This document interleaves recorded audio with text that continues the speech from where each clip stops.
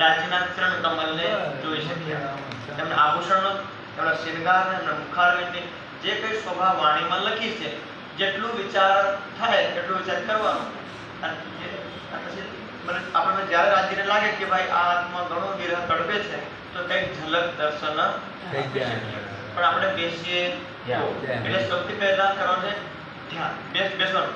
અને સ્વામીજી ઘણી વાર ગમે એટલા થાકેલા હોય, આપણે માનો ધ્યાનમાં બેહીએ આપણને તરત ઊંઘ આવી જાય, તો 1 કલાક ભલે ઊંઘ આવી જાય આપણને, પણ બેઠા બેઠા ઊંઘી જાવ. એટલે કે મને ઊંઘ આવી ગયું, થાકી ગયા, 5 મિનિટમાં સીધા ના.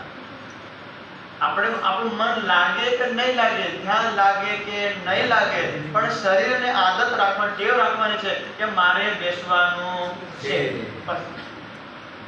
એટલે આપણે માનો જે હોય આપણે ઘણા બધા, તો આપણે જે રીતે બેસીએ એટલે મન શાંત થાય એટલે આપણને ઊંઘ આવી જાય. ચિંતા નહીં કરો.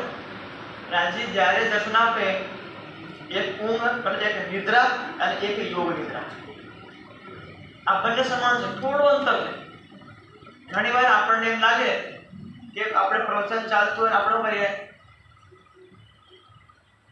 એમ લાગે કે હું સાંભળું પણ છું, પણ આપણને એમ લાગે કે હું સાંભળું પણ છું અને અંદરથી એ પણ વિચાર આવે કે હું ઊંઘ પણ કરું છું.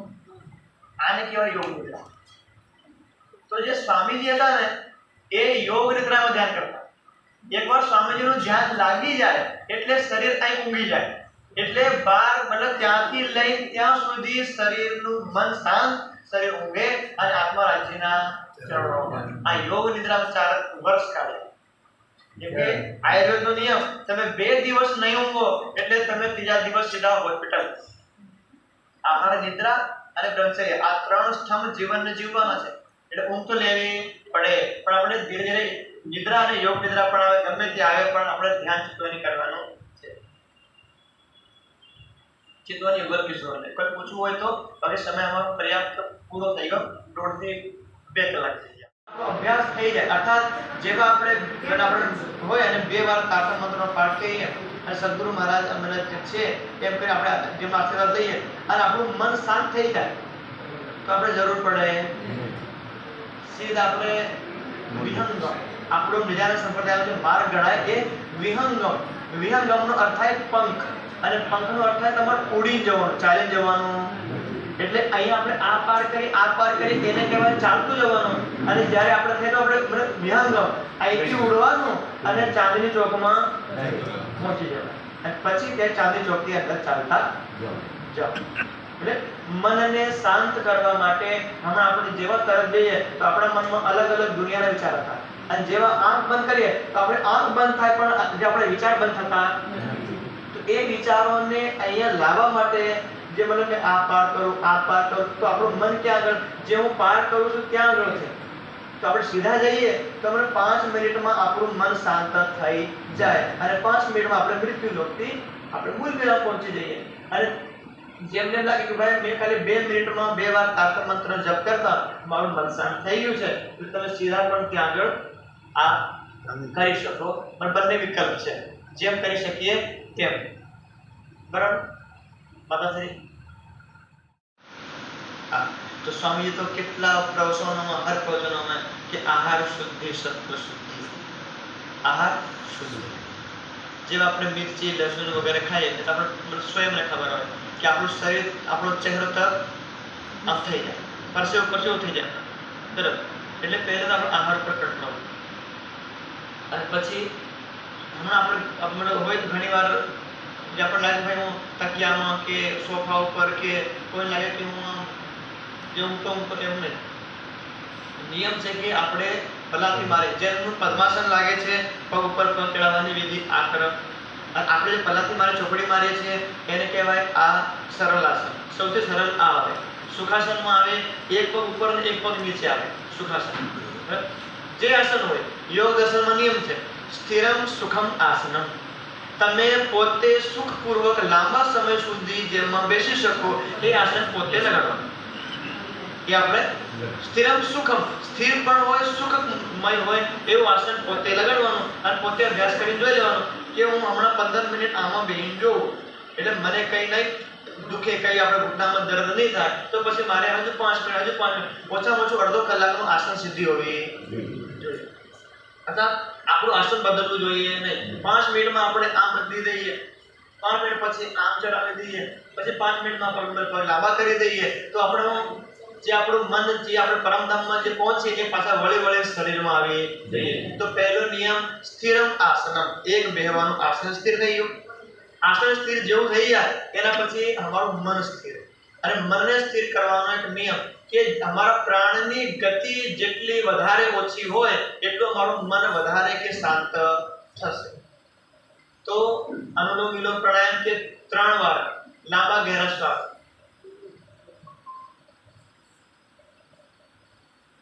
શ્વાસ લઈએ અને શ્વાસ છોડીએ એ આવાજ નીકળવી જોઈએ. જે તે આપણે રૂઈનું કુમળું આમ હાથમાં મૂકી દઈએ અને આપણો શ્વાસ નીકળતો હોય તો એ પણ હલવું જોઈએ નહીં. આવી રીતે શ્વાસ છોડવા આપણા અને બીજા વખતે આ રીતે ધીરે ધીરે લેવાનું, ધીરે ધીરે. એટલે શ્વાસના હિસાબે આપણી ધડકન અને આપણે મનનો વેગ, ગતિ આ બંને સ્થિર થઈ જાય. કેમ? ઇન્દ્રિય અને મન રૂકશે તો જીવ આગળ ચાલશે, એ તો ચાલે નહીં. ચિત્તવનું ધ્યાન લાગે નહીં, પણ શરૂઆત મનથી કરવું પડે. એટલે પહેલું આપણું આસન, એના પછી આપણું મનને કહીએ, અને પછી આપણે 2 વાર મૌન તાતબના જપ કરવાના, અને પછી પૂર્વમાં આવી ગયા છે અહીંથી લઈ અને પછી આપણે રાહ પકડી લેવાનો. આ પાર કરતા જઈએ. ઘણી વાર માયામાં જતા રહી, પાછા આવી પાણી તરી. આમ એ છે અભ્યાસેણ તુ કૌંતેય વૈરાગ્યેન લભ્યતે. અર્થાત હે કૌંતી મતલબ અર્જુનનો કાવ્ય કૃષ્ણ ભગવાન મન બड़ा संचार कैसे रहेगा? अभ्यासेण, प्रेक्टिस. આપણું મન માયામાં જતું રહે પાછું લાવો, માયામાં જતું રહે પાછું લાવો. જેટલી વાર જાય એટલી વાર લાવો. સતુ દીર્ઘકાળ નિરંતર્ય સતકાર દૃઢ ભૂમિ આસેવિત. પણ લગાતાર નિરંતર દૃઢ પાક્કું થઈ જાય આસેવિત, સુરથી લઈ અંત સુધી, અર્થાત મૃત્યુ લોકથી લઈ અને રાજ્યના ચરણ કમળ સુધી આપણે પહોંચી નહીં જઈએ ત્યાં આપણે પ્રયાસ છોડવાનો નહીં. એક આનો મુખ્ય રાખવાનો કે દૃઢ સંકલ્પ. દૃઢ સંકલ્પ બીજું કરે. દૃઢ સંકલ્પ થઈ જાય ને તો પછી આપણે ચાલતા પણ બેઠા બર્તન ઘસતા, કપડા ધોતા પણ ચિત્તવની થઈ જાય. એનો મતલબ એમ નહીં કે તમે ચિત્તવની બેવાનું છોડી કાયદે કપડા ધોતા કરતા.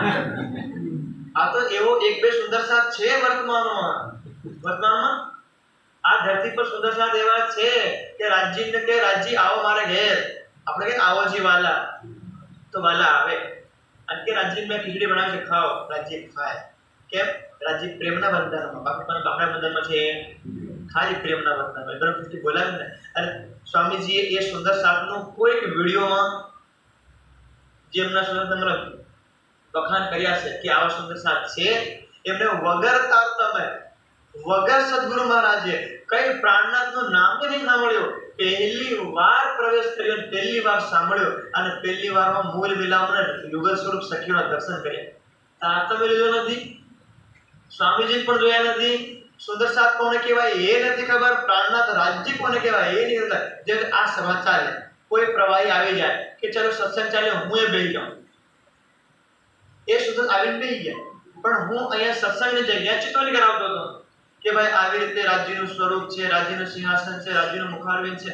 બધાને લાગે, આપણે કલ્પના કરીએ કે રાજ્ય આટલા ગોરા છે, આટલા કાળા છે. એ પેલા સુંદર સાથે તો જે અહીંથી વર્ણન થાય એ એમની આત્માતાઈ જોવે તો પેલા લાગ્યું કે આ બધાને પણ જોવાતું હોય, આ બધાને જોવાતું હોય. પાછું બંધ કર્યું તો પાછા રાજ્ય સેવા જોવા. 3 વાર આંખ ખોલી, 3 વાર આ હું ભલે જિંદગીમાં જોયો નથી. આવો સુંદર સપટી સ્વામીને ખબર છે કોણ છે. જજો તો અમે આ પ્રશ્ન પૂછ્યો સ્વામીજી કેમ આટલા વર્ષોથી આપણે ધ્યાન કરીને મરી ગયા પણ આપણે કઈ થયું નહીં. સ્વામી કીધું કે એમને પહેલાના જન્મમાં એટલી તપસ્યા કરી કઠોર કે રાજજી આજે દર્શન આપે, કાલે આપે, હમણાં આપે, એમ કરતા શરીર છૂટી ગયું. ધ્યાન રાખજો, આવો સુંદર કે આજે દર્શન મળે એવું મન પવિત્ર હોય, પણ માત્ર રાજ્યનું દર્શન બાકી હતું, બાકી બધું પૂરું થયું હતું. આ વખતે રાજ્ય કઈ નો આપણે તારતમ્યની જરૂર નહીં, કોઈ કર્મકાંડની જરૂર હોય, કહીએ નહીં, રાજ્યનો જોયા નહીં, દેખ્યા નહીં, સાંભળ્યા નહીં, કઈ નહીં, પણ જેવા પહેલો શબ્દ અને ભૂલ મિલાવવાની વાત સાંભળે કે રાજ્યનો આપણે ચરણ કમળ આવા છે, સાક્ષાત દેખ્યા, તો મતલબ કે આપણે જન્મ લેવો પડે તો પણ ચિતવાની પહેલા જન્મ પણ કરી હતી. આ સુંદર સાહેબનું વર્ણન સ્વામીજી કર્યું છે. બધા જાણકારી તમને મળી શકે. હો સુંદર સાહેબ, તમે પહેચાનો બી નહીં, સામે મળીને જતા રહીએ ને, રૂપ રંગ ભાવથી તમને લાગે કે આમને દર્શન થાય. હમણાં પન્નાની વાત આવી છે, વાત કહી દઉં. સ્વામીજી પન્નાજી થી આવવાના 20 તારીખે 19 તારીખે આવતા અહીંયા આબુ પર્વતમાં 22 તારીખે ક્યાંથી નીકળવાના? 21 તારીખે. તો એ સુંદર સાહેબ દર્શન કરવા ગયા, જેને રાજેન્દ્ર દર્શન થયા. તો સ્વામીજી કીધું કે હું કાલે જઈ. તો સારું, પણ સ્વામીજીને કાર્યકારણ થયું કે સ્વામીજીને આજે જવું પડ્યું, અને એમને જોયું કે સ્વામીજી તો મારા હાથે જૂઠ બોલ્યા કે હું કાલે જઈને દેખો સ્વામીજી બધા લોકો વળાવી દીધા છે, અને ગાડી નીકળી ગઈ. ત્યાં કીધું કે સ્વામીજી ભલે નીકળી જાય, ભલે 100-200 કિલોમીટર પાર કરે, પણ સ્વામીજી કીધું કે સ્વામીજી કાલે જશે, એ ભલે કાલે જ જશે. સંકલ્પ. સ્વામીજીની ગાડી ખજુરાવથી પાછી ફેરવી, જે કારણે રાજી જાય, પાછા સ્વામીજી લઈ ગયા.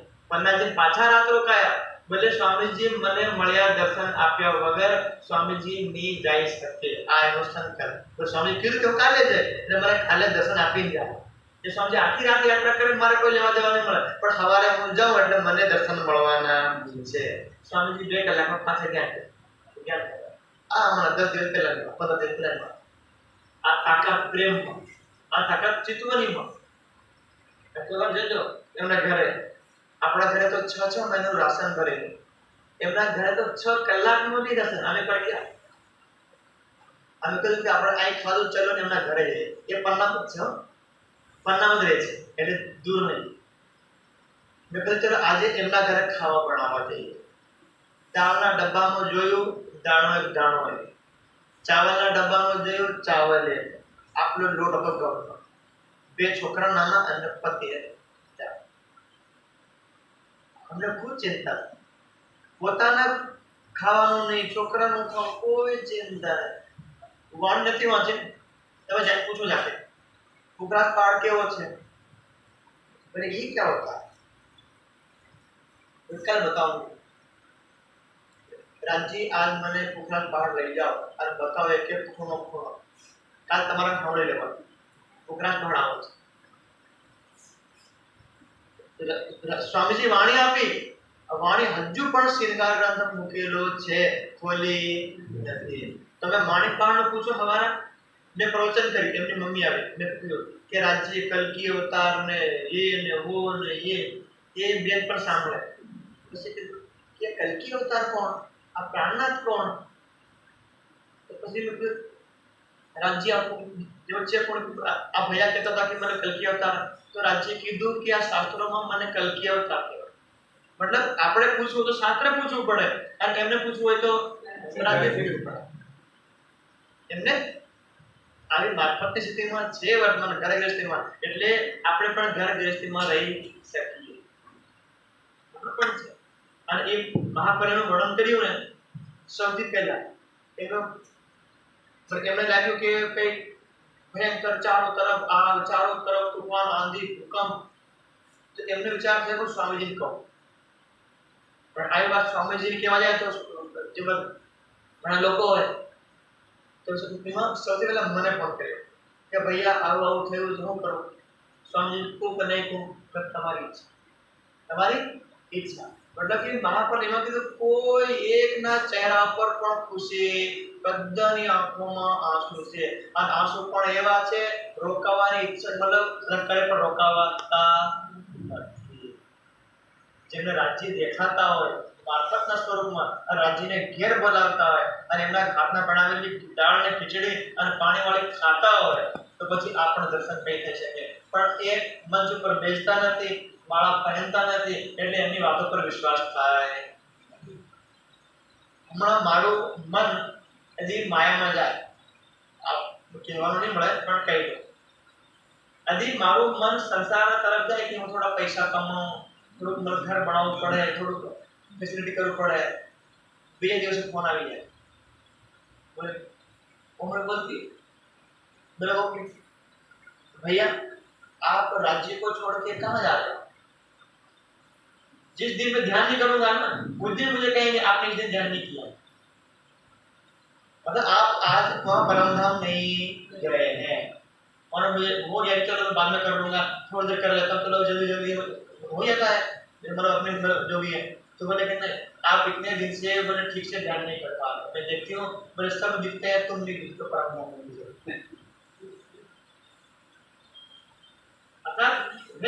आप यदि आपकी मित्रता हो गई उनसे तो आपको बता देंगे आपका हृदय कहाँ है, आपकी आंखों में देख के बता देंगे, आपकी आंखें नहीं भी है 1000 किलोमीटर दूर से आपको बता देंगे ये हो रहा है, और बाकी यदि विश्वास नहीं इतना ही बताएंगे, बोले राज्य से पूछ लीजिए।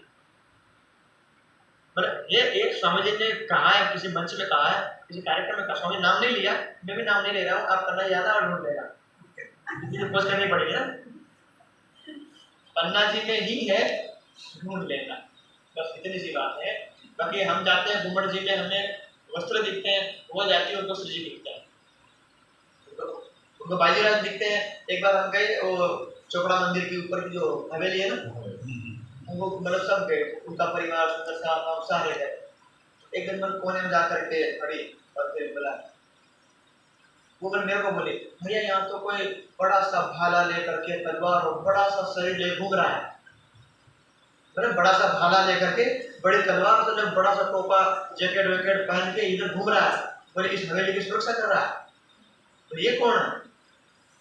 तो नहीं पता ना, तो वो राजे से मतलब, तो फिर मैंने बोले आपने राजे से पूछ लेना कौन है, हम कहेंगे तुम मानोगे नहीं, इसे तो राजे से पूछ लो।